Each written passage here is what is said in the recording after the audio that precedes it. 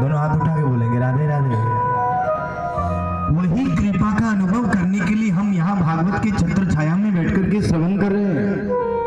कल हम लोगों ने सुना, मैं प्रसंग की तरफ जाऊंगा क्योंकि प्रसंग ज्यादा समय का। भागवत भक्ति ज्ञान वैराग्य का संगम है। ये गंगा है, ये यमुना है, ये सरस्वती है, ये प्रयाग है, ये हरिद्वार है, ये वृंदावन है, ये कावेरी और ये गोदावरी है, यही पुष्कर है, यही बद्रीनाथ और यही केदारनाथ है, और यही यमुनोत्री और ये गंगोत्री है। ये सभी तीर्थ है, उसी का नाम भागवत है। क्योंकि भागवत स्वयं साक्षात भगवान है। जहां भगवान आ जाए वहां किसी चीज की कमी रहेगी क्या? इसलिए भागवत कोई ग्रंथ नहीं है, स्वयं भागवत भगवान के स्वरूप है। और उसी भागवत गंगा यमुना सरस्वती में डुबकी लगाने के लिए हम यहाँ आए। तो कल हम लोग श्रवण कर रहे थे महाराज, भागवत सुनने से भक्ति ज्ञान वैराग्य त्याग हमारे जीवन में आ जाता है।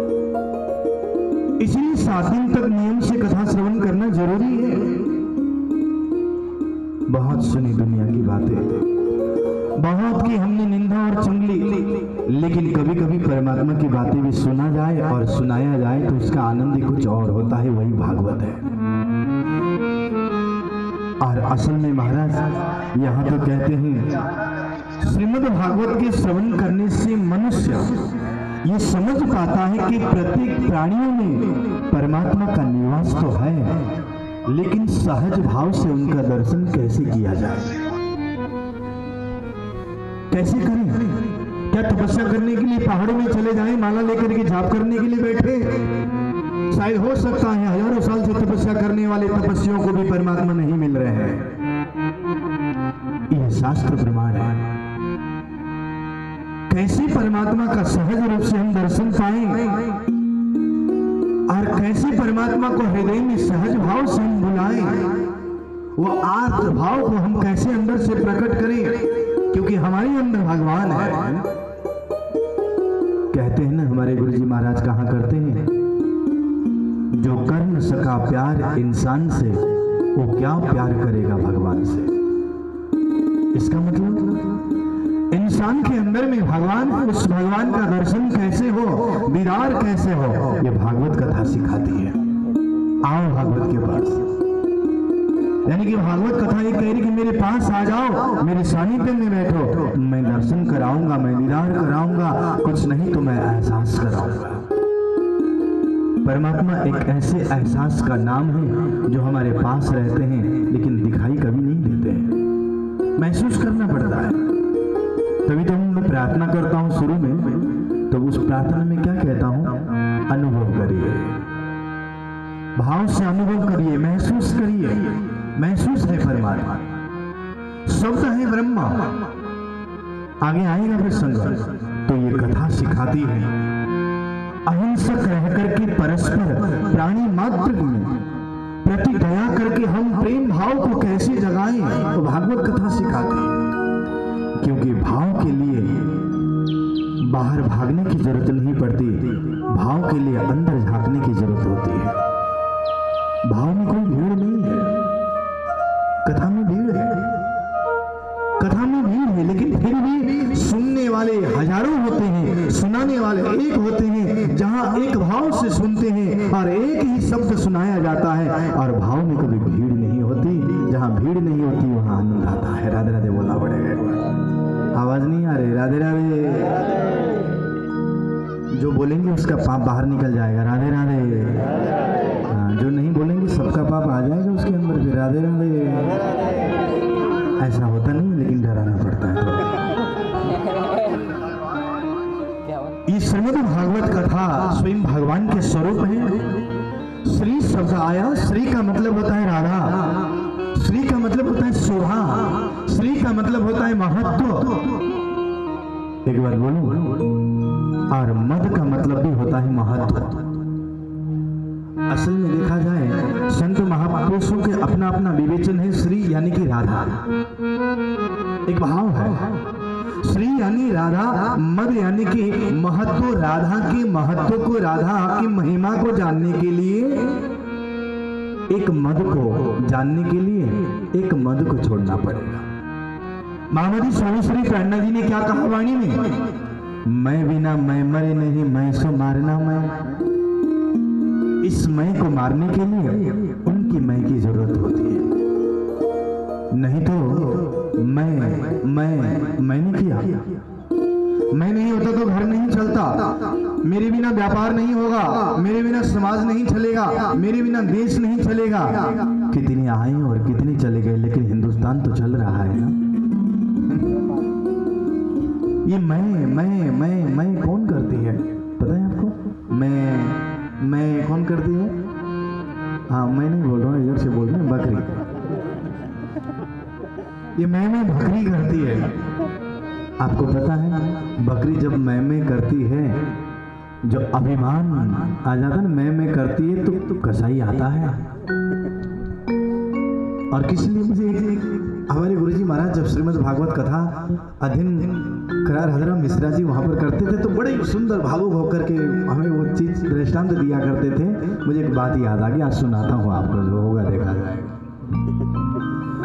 मैं बकरी ने करी धरी गले पर गिरी छुरी। एक कवि ने कहा, जब बकरी मैं करती है तो कसाई आकर के उसके गले को काटने लग जाता है, यानी कि धरी गले पर फिरी छुरी।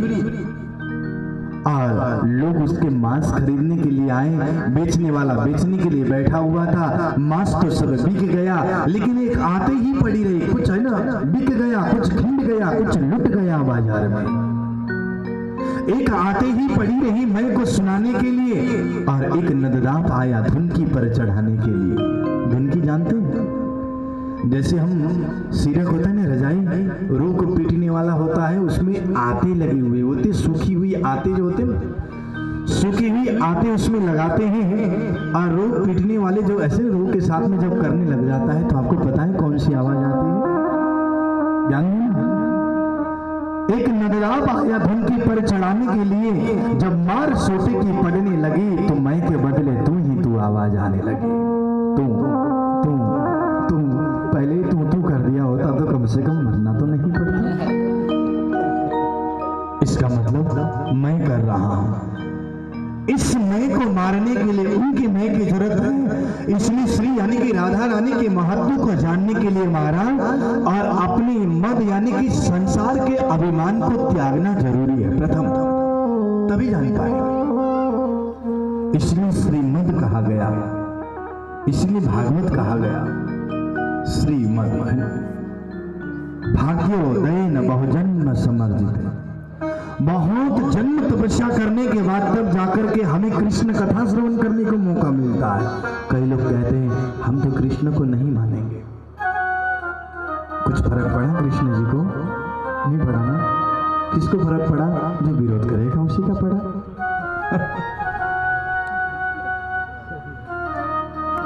किसी की बुराई करने में पाप नहीं लगता। कितनी बार जुमा हिल जाती है। किसी को गलत कहने में, निंदा चुगली करने में पाप नहीं लगता, कृष्ण बोलने में पाप लगता है। उनको क्या बोलते हैं पता है? उनको बेचारा बोलते हैं।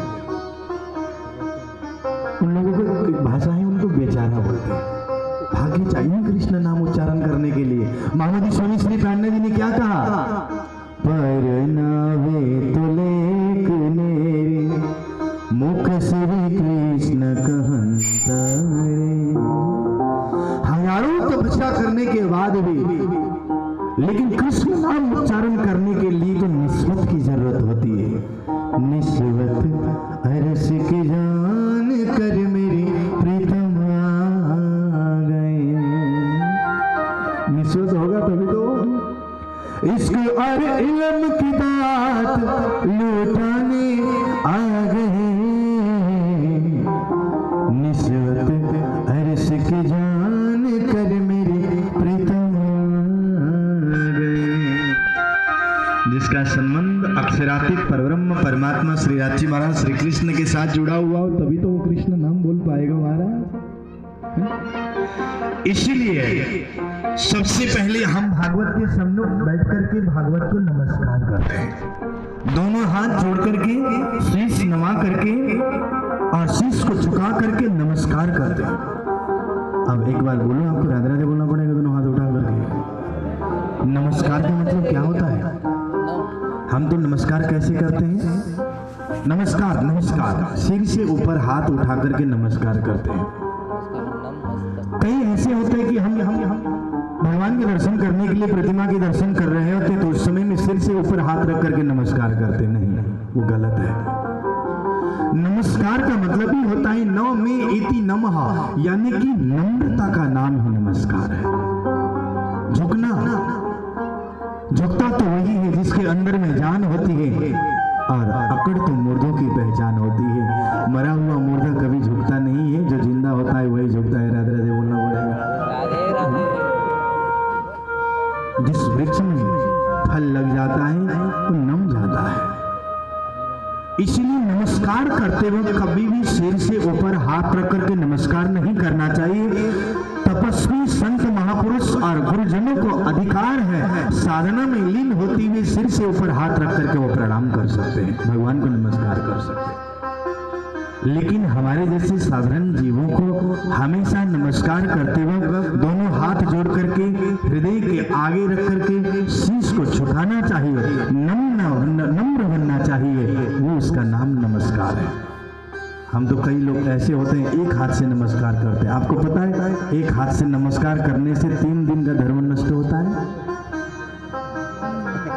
ये हमारी संस्कृति नहीं है, ये हमारा संस्कार नहीं है। भले हम पैसे में खरीदे जाते हैं, गरीबों को बोला भाला को, गरीबों को परिवर्तन किया जाता है, लेकिन हमारी संस्कृति में झुकना सिखाया जाता है, दोनों हाथ से हृदय में रख करके, और नमना सिखाया जाता है, वो नमस्कार होता है। अहंकार का त्याग का नाम ही नमस्कार है। इसलिए सबसे पहले हम भगवान जी को दोनों हाथ जोड़ करके शीश झुकाते हुए और नमस्कार करते हैं। बोले श्रीमद् भागवत भगवान की। और दूसरी बात, अब हम भागवत को वंदन करते हैं, क्योंकि भगवान को प्रकट करने के लिए भक्त उनके लिए स्तुति गाता है। बड़े बड़े संत महापुरुष भी देखिए परमात्मा आ जाए उसके लिए पहले भजन करते हैं।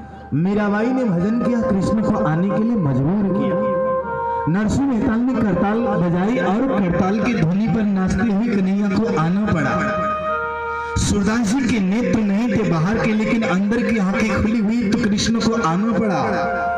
बल्लभाधीश ऐसे झूमने लगे, भाव में विभोर होकर आंखों से अश्रु की धारा बहने लगी, कृष्ण को आना पड़ा। देवचंद्र जी महाराज भाव में विभोर हो गए, परम धाम का साक्षात्कार करा दिया। महामती स्वामी श्री प्राणनाथ जी ने तो सब सुंदर साथ के दिल में कृष्ण ही कृष्ण का दर्शन करा दिया। भाव हो तो क्यों नहीं आएंगे? आंखों में हो आंसू और होठों पे हो नाम, क्यों नहीं रीझेंगे मेरे श्याम, क्यों नहीं मानेंगे घनश्याम। आंसू भी तो होना चाहिए, मुस्कुराहट भी तो होनी चाहिए। इसीलिए महाराज परमात्मा को बुलाने के लिए बंधन करना चाहिए। प्रार्थना, सुबह उठ करके प्रार्थना जरूरी है, क्योंकि सुबह उठ करके हम जैसे चाय पानी नाश्ता हमारे लिए जरूरी है, चाय नहीं पिएंगे सिर दर्द होगा, नाश्ता नहीं करेंगे घर में चिल्लाने लग जाते हैं, उसी प्रकार से भोजन करने से शरीर में ताकत मिलती है, तो भजन करने से आत्मा में बल मिलता है। इसलिए बंधन करना। 2-4 दिन रात को भोजन नहीं करेंगे तो शरीर घट जाएगा, 2-4 दिन सुबह खाना ही छोड़ देंगे शरीर घट जाएगा। ऐसे ही आत्मा बल को बढ़ाने के लिए भी सुबह और शाम हमें बैठ कर के नियम बनाना चाहिए। हमें नाम जाप करना है, निज नाम जाप करना है, गुरु मंत्र जाप करना है, परमात्मा का नाम जाप करना है। जो कुछ भी हो, कोई भी किसी भी भगवान को मानने दीजिए, लेकिन कोई किसी का विरोध करना वो हमारा अधिकार नहीं है। ये हमारे सनातन धर्म सिखाता है कोई किसी के भगवान का विरोध नहीं करना। सब अपने अपनी जगह में सब ठीक है, समझ आ जाएगी, निस्वत होगी तो पहुंच ऊपर तक जाएगी। नहीं तो किसी की विरोध, तुम्हारा भगवान छोटा हमारा भगवान बड़ा, भगवान छोटा बड़ा नहीं होते, भगवान तो भगवान होते, हमारी बुद्धि छोटी बड़ी हो सकती है। इसलिए महाराज सुबह और शाम रात के समय में, रात्रि के